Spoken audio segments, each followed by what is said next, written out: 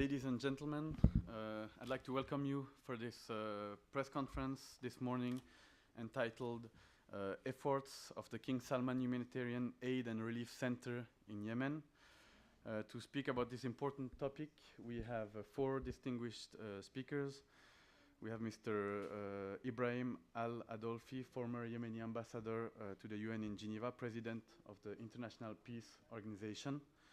Mrs. Huria Mashour, former Minister of Human Rights of Yemen. Dr. Abdullah Al-Muhalem, Director of the Health Department at King Salman Humanitarian Aid and Relief Center. And on my right, Mr. Ahmed Kraishi, journalist and author in National Security Policy. أرحب بالجميع. I welcome everyone with this side event on the efforts of King Salman Center for Relief in Yemen. Yemen is facing multi challenges, whether political, security, humanitarian, but the most catastrophic one is humanitarian situation. Since 2014, but the most catastrophic one was in Hodeidah. We still remember that the Hodeidah agreement, which reached in Stockholm, and Security Council resolutions to implement this agreement, but so far United Nations is struggling to implement this agreement, struggling to implement the resolution of the Security Council. And the deadline was to implement this agreement is for 18 days. Now it is more than 80 days. And there is a reluctance of the militia that not to withdraw from the ports of Hodeidah and other ports. In this situation, there is different NGOs, international NGOs, UN agencies working in the humanitarian side. And last week, the week before, there was International Pledge Conference where the United Nations designed a plan to assist Yemeni needs people and a plan to collect 4.2 billion.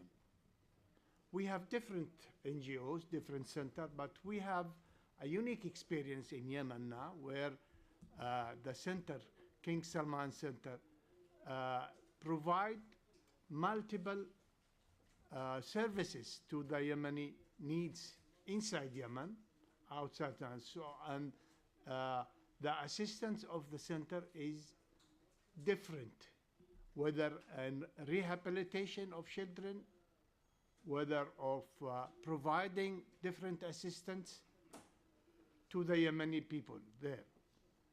And of course, the center is playing very important role to not only to provide daily life assistance, but also having a vital program in different areas of Yemen, including even in Sada also.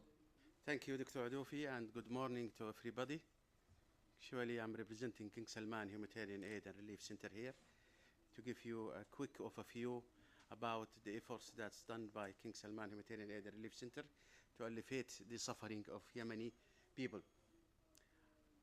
As you know that Yemenis are facing multiple disasters. They are facing the problem of displacement as well as the food insecurity and disease outbreaks. And according to the OCHA, Yemen nowadays is the largest humanitarian crisis all over the globe. To know what is going on in Yemen, one has to go back to know what is the economic situation of Yemen prior to this conflict. And we can see that Yemen is used to be at the year 2000 2014, the poorest country in the Middle East. The gross domestic product per capita was 1,209, which is the minimum in the surrounding rich countries. And according to the WFP, that 45% of the Yemeni children were stunted at that time, and almost 50% of the population, they are food insecure. In addition to this, there is a very weak infrastructure in the health, wash, and education as well. And there was a lot of exploitation, violations to the human rights that time. There was also displacement, especially in the remote areas. And out of the 29.4 million population of Yemen, almost 13, they need wash programs, and 10.5 million, they are food insecure, and almost 8.5 million, they are lacking the basic health services. So the 2018 HNO Human Need Overview showed that the total population is 29.3, and the people in acute need are almost 11 million, and those who are in need are double that number, and the population movement or internally displaced people are almost 4 million. Here is the Saudi Arabian total contribution to the Yemen since the inauguration of King Salman Humanitarian Aid and Relief Center. It is like $11.5 billion that is distributed in many sectors, mainly to the central bank, to the development allocated to Yemenis, and bilateral governmental assistance, in addition to our almost $2 billion humanitarian aid and assistance. This is the official development assistance from the gross national income. Usually the targeted figure by the United Nations is 0.7%. Proudly enough, Saudi Arabia has tripled this number. The total assistance has exceeded 1.9%, which is the triple number of the targeted percentage by the United Nations. We have nowadays almost 325 projects in Yemen, costing almost $2 billion, and most of these projects are women and children focused. We are working in all sectors, including health, early recovery, shelter, protection, telecommunication, education, nutrition, and logistics. One of the programs that we are operating, we are taking care of operation of hospitals in Yemen, including those governmental hospitals, providing all the necessary materials and operation for the hospitals which are governmental, and making contract to operate even private hospitals there. We costed almost $126 million to the governmental hospitals and almost $100 million to the Yemeni wounded inside Yemen to be treated either inside Yemen, in Saudi Arabia, Jordan, Sudan, and India.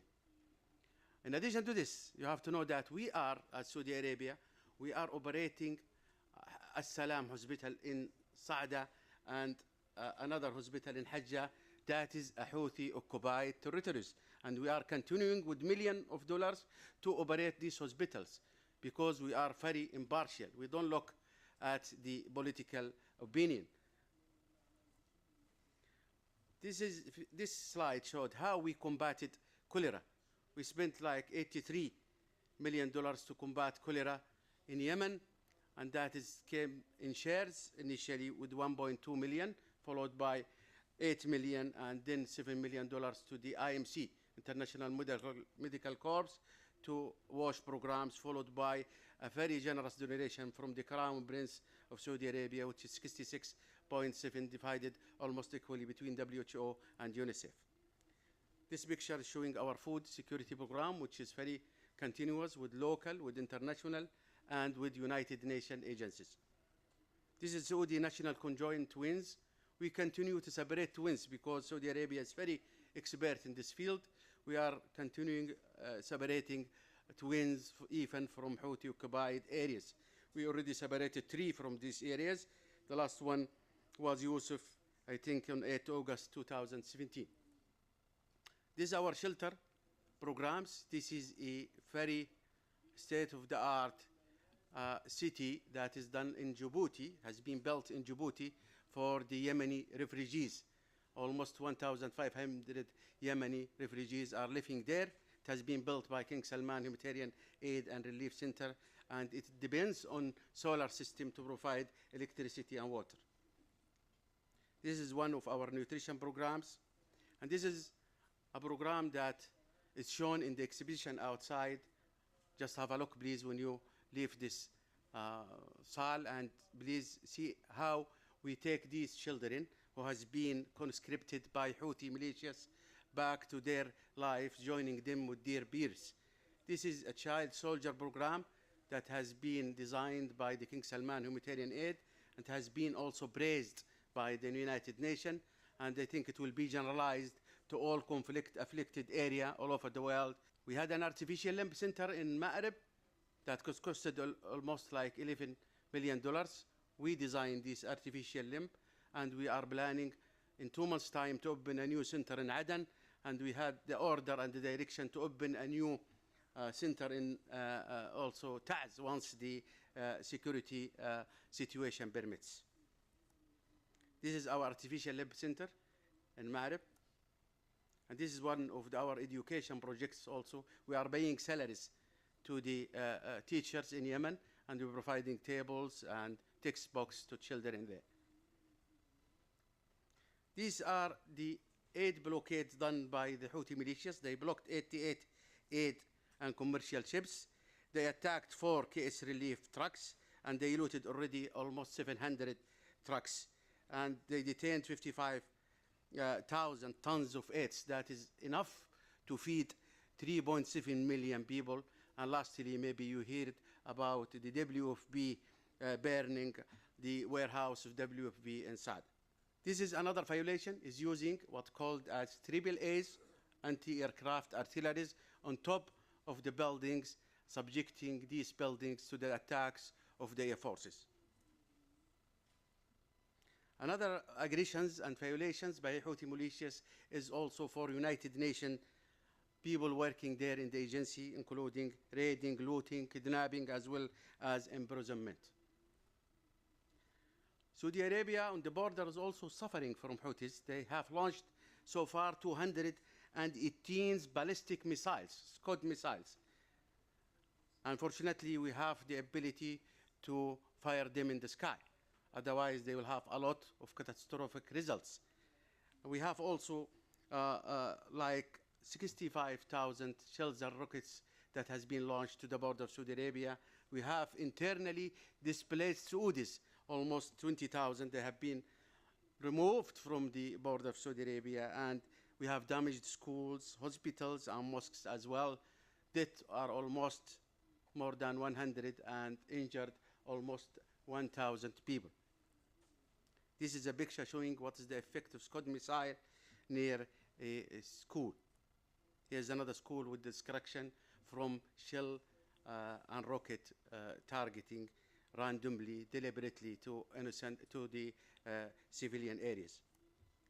Here is a picture showing one of our valuable partners. We are working in King Salman's with the local NGOs, with the international, as well as with the United Nations. I have to stop here, wishing that a peace will come to this conflict, and Yemeni people will get rid of this suffering.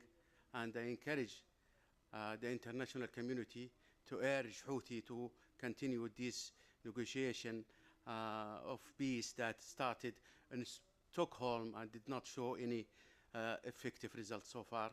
Thank you very much. بالنظر كيف يتم تصنيف البلدان إنها منخفضة أو متوسطة أو متقدمة ضمن مؤشرات محددة، الذي هي مؤشرات التعليم. أول مؤشر الذي هو التحاق الأطفال بالمدرسة واستمرارهم أيضا في المدرسة. تسجيل الأطفال في المدرسة يعني بمعنى أنه كل أطفال البلاد الذي هم في سن التعليم بعمر 6 سنوات مسجلين في المدرسة يتعلمون. الحقيقة للأسف الشديد كان لدينا جزء من الأطفال لا يتعلمون ولا يذهبون إلى المدرسة، لا يتم تسجيلهم، وهذا حرمان من حق أساسي، وخاصة في المناطق الريفية. واليمن 75% تصنف على أنها مناطق ريفية. في تصنيف ما هو الفرق بين الريف وبين الحضر، ف75% حوالي من المناطق اليمنية هي تعتبر مناطق ريفية، الخدمات الأساسية والضرورية لا تصلها. الذي سينقذ اليمن إننا نمضي شئنا أم أبينا إلى السلام. وأنا مدركة الحقيقة إنه جيراننا راغبين أيضا في السلام، لأنه الحرب فرضت علينا فرضا ولم تكن باختيارنا. فالذي سينقذ اليمن هو السلام. ينبغي أن نعود إلى مربع التشاور وإلى مربع التفاهم وإلى أن نمضي إلى السلام، لكن السلام العادل والسلام المستدام، ليس السلام الذي يكافئ الميليشيات على جرائم ارتكبوها في حق الناس. أيضا هذا يعني مرفوض، لأنه في ضحايا، في ناس تضررت، في أسر فقدوا أبنائها، تفجرت البيوت، في جرائم كبيرة الحقيقة ارتكبت. يمكن معالجة هذا الوضع، وأنا الحقيقة أشتغل في قضايا العدالة الانتقالية عبر تطبيق نهج العدالة الانتقالية، إلى أنه من قاموا بهذه الانتهاكات، من قاموا بهذه الجرائم، ينبغي أن يتم تطبيق نهج العدالة الانتقالية، وهو نهج عادل، يعني بمعنى الذي ارتكب هذه الجرائم ينبغي أن يعترف بالجريمة، وينبغي أن يعتذر، وينبغي أن يطلب السماح من الضحايا، لأنه ما نقدر نجبر الضحايا ونقول له ينبغي أن تسامح. إذا الضحايا مش مقتنع إلى أنه يسامح، فليذهب إلى العدالة الجنائية إذا ولكن نحن نشجع على هذه حينما تمر بلدان في نزاع أو في حرب أهلية، هذا هو النهج الآمن. إذا لم تعاد للناس حقوقهم ومظالمهم، الحقيقة يظل الغبن في نفوس الناس. We can sit here and do seminars and talks about how to end child recruitment, but the fact of the matter is, it all comes down to ending the war, and ending the war will not be possible without two things. And I'm one of the journalists who are repeatedly, every opportunity I get, I do mention these 2 points which I'm about to mention right now. And the number one is, it is about time now to formally recognize Iran as an official party to this conflict. I'm not saying this out of malice. I'm not being malicious. I'm not being here anti-Iranian. I have many Iranian friends in the Iranian media. We've spoken to Iranian government officials. And frankly speaking, despite all the denials, Iran has to be recognized formally as a party. Why is that? Because Iran gets to use the Yemen card in the international arena. It gets to use the Yemen card in secret negotiations and talks with the European Union. It gets to use the Yemeni card in secret talks with the American administration on the Iran nuclear deal. But Iran does not have to pay any price for using this card. So the cost for the Arab coalition, for the Yemeni government, for the Yemeni people in this war is very high. The cost for one of the key parties in this war, Iran, is very low. All they had to do is spend the last 18 years in grooming a militia, and then when the time was right, they used it, and now they're benefiting. So, and when we, Madam Minister, when we talk about the Houthi militia using delay tactics in peace talks and negotiations, we often criticize the Houthi militia a lot. We overlook a key fact, and the key fact is that the Houthis militias probably are controlled in some of their actions with regards to attending the peace talks by the timeline and the agenda of the Iranian ally. Because the Iranian ally is negotiating or trying to renegotiate the Iran nuclear deal with the US government, is trying to renegotiate with the European Union, and is also indirectly sending messages to your government in Saudi Arabia and other Gulf countries that if you will be good to us, we might, lessen some of the pressure on you on the Yemen front.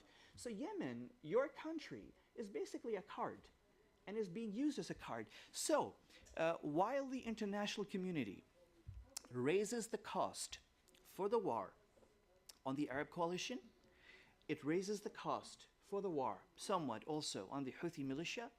It also needs to raise the cost on the third party, an important party, which is Iran. Again, the Arab coalition has to face international media criticism, number one. The Arab coalition has to pay money, dole out money in donor conferences for Yemen. And the Arab coalition has to face the moral questions, which normally come with any war. So it has to do all that. What the Houthis, okay, they're paying some of the, partially they're paying a cost, but not as much, because again, we see the international community treating the Houthi militia with kid gloves, very softly. It's one of the luckiest militias, frankly. No militia has faced such a soft international treatment that what Houthis did. Not Taliban, not Al-Qaeda, not ISIS, not the Colombian FARC, not the Sri Lankans, nobody. So basically, you need to raise the cost for everybody and not selectively, not just the Arab coalition, not just the Houthis, but also Iran. So, and this is a key point that I wanted to raise, and I'll just conclude, Mr. Ambassador, very quickly, because there's so much, and Yemen is such an expansive file, frankly. Just very quickly, unless we do this, unless we recognize Iran, not out of malice, but as a de facto real party to this conflict, we can continue doing these seminars. We can continue talking about the recruitment of child soldiers. It's not going to end because the moment the Arab coalition eases some of the war activities and the war effort, you will see money and you will see probably weapons also pouring into Yemen and resuscitating this militia. You need to go to the root cause. You need to include Iran. You need to detach Yemen from the Iran nuclear deal. You need to detach Yemen from Iran's negotiations with the Trump administration, from Iran's negotiations with the European Union, and from the blackmail that is happening for the Gulf countries. If you're good to us, we might ease some of the tension on you on the Yemen war front. So let's tackle the elephant in the room. And without tackling the elephant in the room, I'm afraid, we will continue to talk about child soldiers. And I conclude by this one line. One of the biggest crimes against your country is actually child soldiers, because this is a long-term destabilization of Yemen. You will continue, even if the war, luckily, and hopefully we end the war very soon, even if it's done, you will spend decades dealing with these young children who will grow up to be like 40 or 50 years old, and they will have all these skills to train, to put together explosives and all that. And of course, let's not forget, now you have in Yemen people who are capable of putting improvised drones. You have people right now in Yemen who are capable of putting together anti-ship improvised missiles that attack aid ships and oil tankers. So this is a very serious thing. I'm really disheartened and disappointed that the international community and the media does not talk much about this, but we need to raise all of this. And thank you, Mr. Ambassador. معظم جهود مركز الملك سلمان مركزة على اليمن. يعني أحب أقول إنه 80% أو أكثر من جهود مركز الملك سلمان مركزة على اليمن، وهذا لم يأتي من فراغ، جاء بتوجيه من خادم الحرمين الشريفين يحفظه الله شخصيا بأن تركز جهود الإغاثة على اليمن.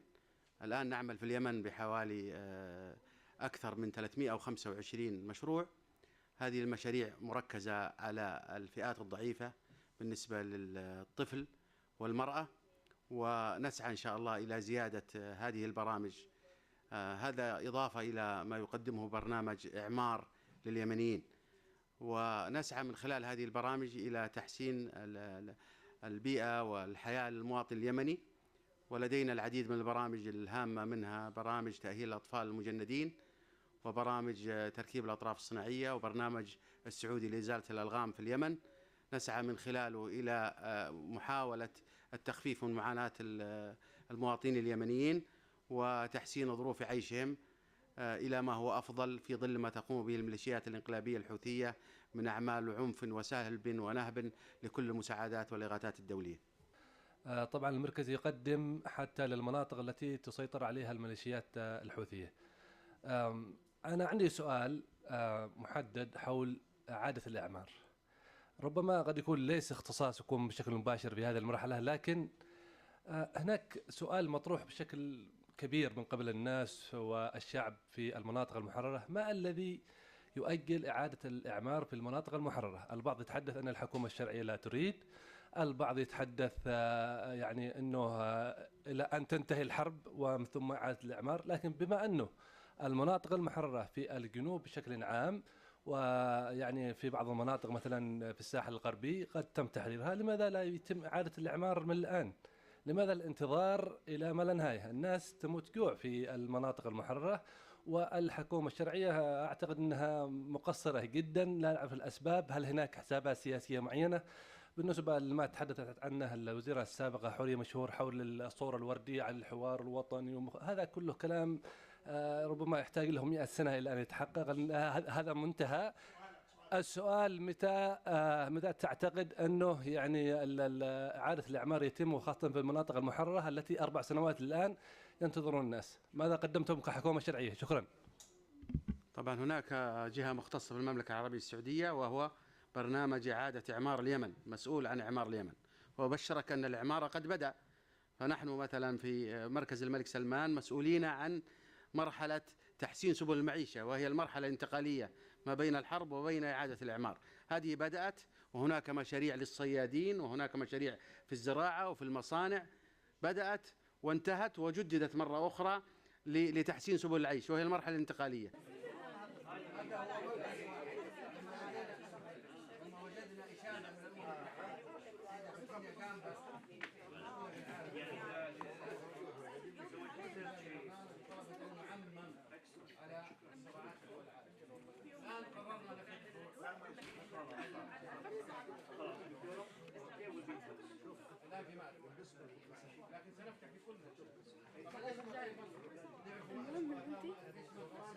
خلاص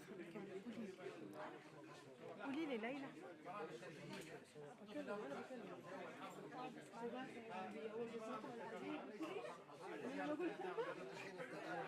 ايوه اول كان ونص مباشر، اول كان مباشر عشان كذا قاعد اتكلم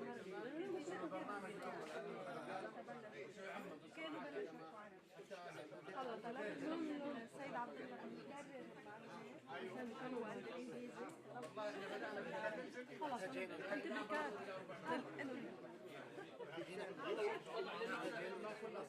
يعمل مركز الملك سلمان في اليمن من خلال أكثر من 325 مشروع، ومن ضمنها مشاريع نوعية الحقيقة لاقت إشادات من الأمم المتحدة كبرنامج الأطفال المجندين وبرنامج مسام إزالة الألغام، ويعني يتكلف أكثر من حوالي 1.9 مليون دولار لهذه المشاريع.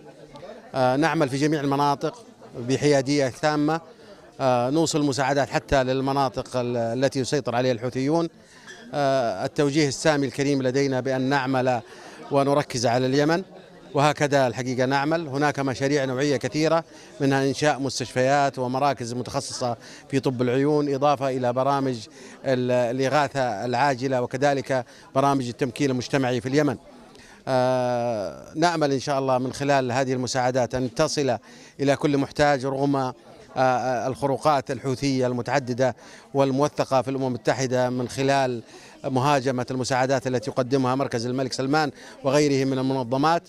ولعلكم سمعتم أخيرا عن الهجوم الذي تم على مستودعات منظمة الغذاء العالمية، وحرق بعضها والاستيلاء بل والاستفادة من بعضها في دعم ما يسمونه بالمجهود الحربي، فهم يبيعونها في الأسواق السوداء لغرض الاستفادة منها في ما يسمونه بالمجهود الحربي.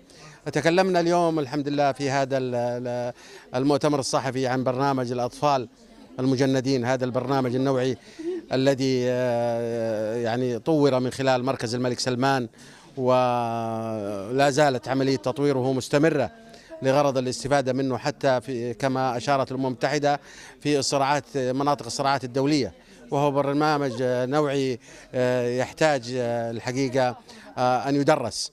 كذلك تكلمنا عن برنامج مسام، هذا البرنامج النوعي والنبيل أيضا الذي تقوم عليه مركز الملك سلمان، والذي تكلف أكثر من 40 مليون دولار، وسيسهم إن شاء الله في تطهير الأراضي اليمنية من كافة الألغام التي زرعتها الميليشيات الحوثية. وتقدر إحصائيات بأن هناك أكثر من 1,000,000 لغم في الأراضي اليمنية زرعها الحوثي، فقد كادت اليمن أن تعلن نفسها خالية من الألغام، مما يعني أن هذه الألغام قد أتت بدعم من دول مارقة كإيران تدعم ميليشيات الحوثية، والتي طورت الحقيقة على أشكال مختلفة كأشكال لعب الأطفال والمرطبات بشكل لا إنساني، لا يخدم إلا الأهداف التي يريدها الحوثيون ومن ورائهم.